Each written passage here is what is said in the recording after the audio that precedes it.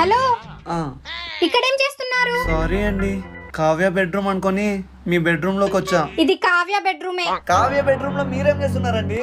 అది నేను అడగాలి. కావ్య ఒంటరిగా పడుకోవాలంటే భయం అంట, సో నేను తోడుగా పడుకుందామని వచ్చా. మీ తోడు ఎవరికి అవసరం లేదు, పదండి. అమ్మని దాక్కున్నావా? చెప్తా. ఏంది దోమ? నాతోనే ఆడుకుంటావా? ఈరోజు ఎలాగైనా నా చేతుల్లో సచ్చావే. అంటే దాక్కుంటే వదిలేస్తాననుకున్నావా? ఏ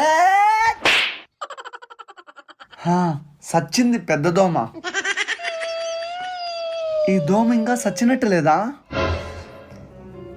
ఇట్లా కాదుండు. ఏ